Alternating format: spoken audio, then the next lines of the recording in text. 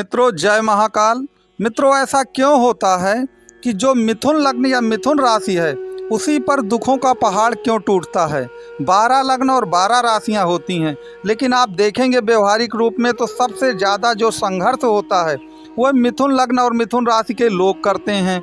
लोगों का यहाँ तक कहना है कि अब तो सन की ढैया समाप्त भी हो चुकी है, सन उनके भाग्य भाव पर भी चल रहे हैं, उसके बावजूद भी दुखों का जो पहाड़ है वो उन पर टूटता चला जा रहा है। उनको किसी तरह का कोई लाभ नहीं मिल रहा है। तो आज हम इस वीडियो में इसी प्रश्न का जवाब ढूंढने की कोशिश करेंगे कि वास्तव में मिथुन लग्न के लोग या मिथुन राशि के लोग जीवन में क्यों इतना संघर्ष करते हैं और उस संघर्ष को कैसे वह अपने सुख में, अपने आराम और आनंद में परिवर्तित कर सकते हैं। तो मित्रों आप अंतिम तक ये वीडियो ज़रूर देखिए। निश्चित तौर पर आपको मिथुन लग्न के लोग क्यों दुख भोगते हैं, उसको कैसे सुखों पे बदला जा सकता है, ये आज आपको जानने को मिलेगा। तो मित्रों जैसा कि आप ये चार्ट देख रहे हैं, ये मिथुन लग्न का एक चार्ट है। आप अगर इसका दूसरा भाव देखें जहाँ पे 4 लिखा है तो ये कर्क राशि पड़ती है। तो इनके धन का स्वामी कौन होता है? धन के स्वामी इनके चंद्रमा होते हैं। अब समझिएगा पूरी मूल कॉन्सेप्ट को कि धन का स्वामी इनका चंद्रमा है और चंद्रमा की उच्च राशि कहाँ पर पड़ रही है? जो इनका 12वां स्थान है जहाँ पर 2 लिखा है। तो अब धन का स्वामी भी चंद्रमा है और उसकी उच्च राशि आपके नुकसान और अपव्यय के भाव में पड़ रही है जो कि 12वां भाव होता है। तो आप समझ सकते हैं कि जितना आप कमाएंगे उससे भी ज़्यादा आपका धन खर्च हो जाएगा। तो गरीबी की हालत में इनको बहुत ज़्यादा संघर्ष करना पड़ता है। तो सबसे पहला कारण तो यही है कि जो चंद्रमा है इनका वो द्वितीय भाव के साथ साथ उसकी जो उच्च राशि है वह 12वें भाव पे पड़ जाती है जो कि अपव्यय और नुकसान का भाव होता है, जिसके कारण सब दिक्कतें आती हैं। मित्रों अगर आपको वीडियो पसंद आ रहा हो तो इसको लाइक, शेयर और सब्सक्राइब जरूर करें। अब दूसरा जो मुख्य कारण है वो सुन लीजिए। देखिए जो मिथुन राशि है आपकी वो किस नक्षत्रों से मिलकर बनती है? वह मृगशिरा, आर्द्रा और पुनर्वसु नक्षत्रों से मिलकर बनी है। और जो आर्द्रा नक्षत्र है उसके 4 चरण आते हैं। याद रखिए मृगशिरा और पुनर्वसु के तो 2-2 चरण ही राशि में आते हैं, लेकिन आर्द्रा के 4 चरण आते हैं। तो अब इसमें राहु का प्रभाव सबसे ज़्यादा होता है और चंद्रमा जो होता है याद रखिए राहु से सबसे ज़्यादा ग्रसित होता है। तो राहु का प्रभाव सबसे ज़्यादा होने के कारण चंद्रमा बहुत वीक हो जाता है, जिससे धन की स्थिति भी खराब होती है और आपके मन की स्थिति भी खराब होती है।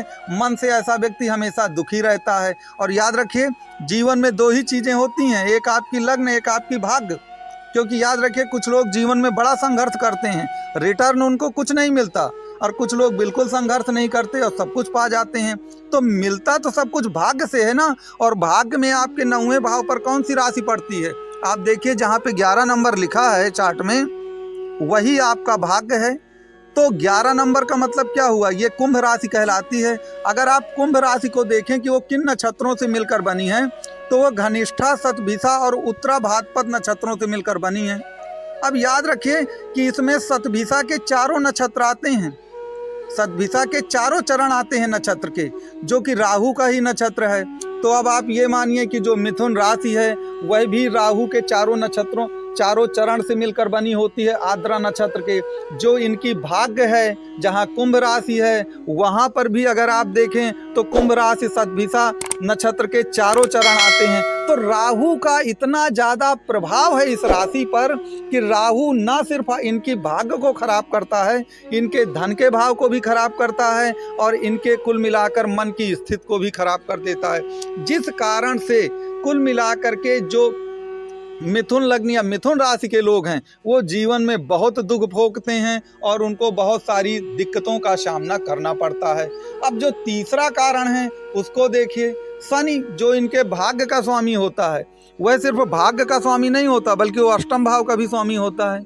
अब आप समझ लीजिए कि अष्टम भाव काहे का है? पराजय का है, मृत्यु का है, सब प्रकार की अचानक आने वाली व्याधियों का है।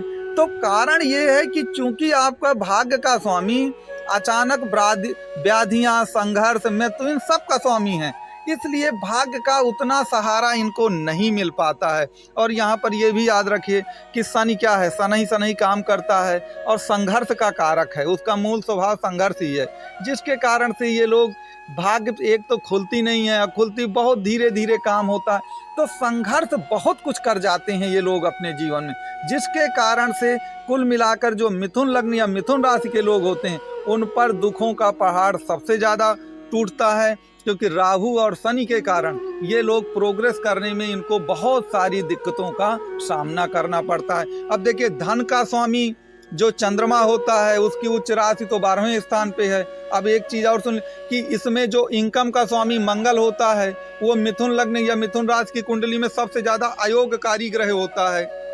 जो इनकम का स्वामी भी अयोगकारी ग्रह है, उधर आपका चंद्रमा राहु शनि से ग्रस्त तो है ही, अब 12वें भाव पे उसकी उच्च राशि है, तो इनकम का भाव और धन का भाव दोनों इस लग्न इस राशि में बेहद खराब हो जाते हैं। और जो आपका मंगल है वो 6वें भाव का भी स्वामी है, रोग का, रिपु का, ऋण का, तो अच्छा खासा ऋण, अच्छे खासे दुश्मन, अच्छा खासा रोग, सब कुछ इनके पास हो जाता है, जिसके कारण से ये जातक जो हैं जीवन में बहुत सारा संघर्ष करते हैं। अब इससे निकलने के उपाय क्या हैं, तो मैं आपको बता दूं कि इसके निकलने का यही उपाय है कि आप अपनी चंद्रमा को मजबूत करें। चंद्रमा को कैसे मजबूत करते हैं, मैं एक वीडियो में बहुत विस्तार से समझा चुका हूं कि चंद्रमा को मजबूत करने के क्या क्या उपाय हैं। कृपया आप उस वीडियो को देखेंगे तो आपको सब कुछ समझ में आ जाएगा। दूसरा, चूंकि ये द्विस्वभाव राशि है, तो द्विस्वभाव राशि और लग्न वालों का स्वभाव ऐसा होता है कि वो टाला मटोल करते हैं, सही राइट समय पर राइट डिसीजन नहीं लेते हैं, जिसके कारण से ढेर सारी दिक्कतें आती हैं। तो आपको द्विस्वभाव के जो भी लोग हैं उन्हें एक समय पर एक ही काम करना चाहिए और कोई भी योजना को बहुत दिनों तक पेंडिंग न रखें, टाल मटोल ना करें कि मैं ये काम भी कर लूँ, मैं वो काम भी कर लूँ, मैं इधर भी चला जाऊँ, मैं उधर भी चला जाऊँ। ये सब चीज़ें कुल मिला करके इनकी असफलता का मेन कारण होता है।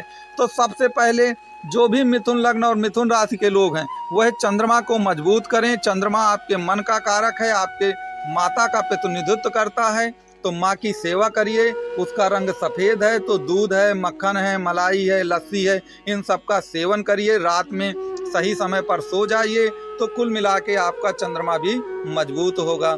तो मित्रों, इस प्रकार से मैंने ये आपको बताने की कोशिश की है कि मिथुन लग्न के जो लोग होते हैं या मिथुन राशि के जो लोग होते हैं वह जीवन में इतना संघर्ष क्यों करते हैं, उन पर दुखों का पहाड़ क्यों टूटता है।